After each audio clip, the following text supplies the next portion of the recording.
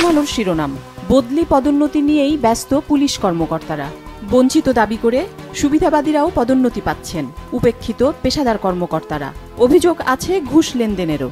বদলি পদোন্নতিতে সক্রিয় প্রভাবশালী একটি গ্রুপ এ পর্যন্ত 4 শতাধিক বদলি ও পদোন্নতি। অপরাধে জড়িয়ে শাস্তিপ্রাপ্তরাও বঞ্চিত দাবি করছেন। আরেকটি শিরোনাম, ভারী বর্ষণে ডুবল কক্সবাজার, নিহত 7। 25,000 পর্যটক আটকা, পাহাড় নিধন, সড়কের নালা নর্দমা ভরাট, জলাবদ্ধতা প্রধান কারণ। আরেকটি শিরোনাম, মার্কিন প্রতিনিধি দল আসছে আজ, যুক্তরাষ্ট্র আর্থিক ও সংস্কারে সহায়তার গুরুত্ব দেবে। পোশাক খাত নিয়ে আরেকটি শিরোনাম, আশুলিয়ার কারখানা খুলবে আজ, ক্ষতি পোষাতে গাজীপুরে ছুটির দিনেও চালু 30% কারখানা। পোশাক খাত নিয়ে আরেকটি শিরোনাম, বিক্ষোভ থামাতে সেই পুরনো কৌশল, অতীতে ভয়ভীতি মারধর গ্রেপ্তার করে শ্রমিক বিক্ষোভ বা আন্দোলন দমন করেছে মালিকপক্ষ, এবার তা কাজে আসেনি। যুগান্তরের শিরোনাম, পিতা পুত্রের টাকা পাচার, তদন্তে বাংলাদেশ ব্যাংক ও সিআইডি। প্রতিবেদনে উঠে এসেছে বেক্সিমকো গ্রুপের সালমান এফ রহমান এবং তার ছেলে সায়ান ফজলুর রহমানের টাকা পাচারের নানান কাহিনী। বলা হয়েছে, বেক্সিমকো গ্রুপের পাচার প্রায় 1000 কোটি টাকা, 65 কোটি ডলারের রপ্তানি আয় দেশে না এনে পাচারে জড়িত 45 রপ্তানিকারক।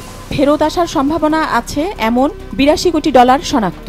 পাচার করা রপ্তানির অর্থ ফেরাতে প্রবল চাপ।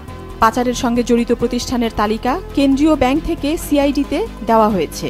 বকেয়া রপ্তানি আয় দেশে না আনলে ব্যবসা চালানো কঠিন হবে, এমন বার্তা যাচ্ছে সংশ্লিষ্ট প্রতিষ্ঠানে।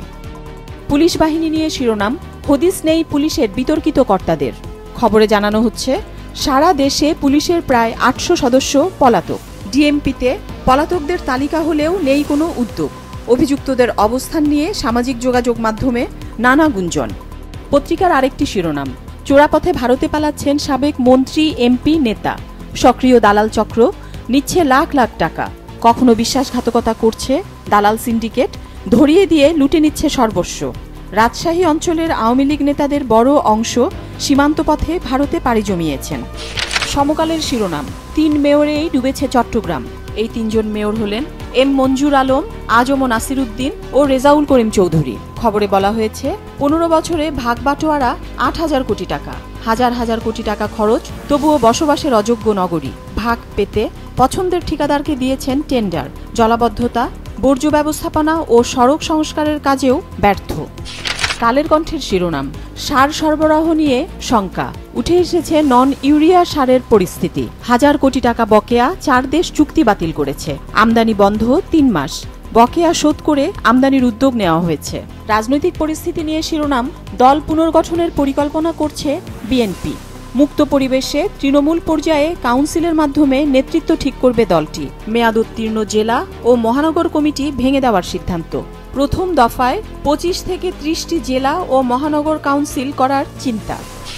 দৈনিক কালবেলার শিরোনাম, রাউজানে এমপির ত্রাসে বিভীষিকার 2 যুগ, সবকিছুই হতো ফজলে করিমের নির্দেশে। উপজেলা, পৌরসভা, ইউপি সহ সব নির্বাচন হতো প্রতিদ্বন্দ্বিতাহীন। বিরোধিতা করলে এলাকা ছাড়া হতেন আওয়ামী লীগের ত্যাগী নেতারাও। ফজলে করিম ও ছেলে ফারাজকে আসামি করে এখন পর্যন্ত 8টি মামলা হয়েছে। টেন্ডারবাজিতে ছিল এমপির একক নিয়ন্ত্রণ। সরকার পতনের পর মুখ খুলতে শুরু করেছেন নির্যাতিত মানুষ। পত্রিকাটির আরেকটি শিরোনাম, যুদ্ধাপরাধের 30 মামলার ভবিষ্যৎ অনিশ্চিত। আপিলে বিচারাধীন 50টি, নতুন 14 অভিযোগের অনুসন্ধান চলছে তদন্ত সংস্থায়। ট্রাইব্যুনাল পুনর্গঠনের পর নতুন মামলার বিচার।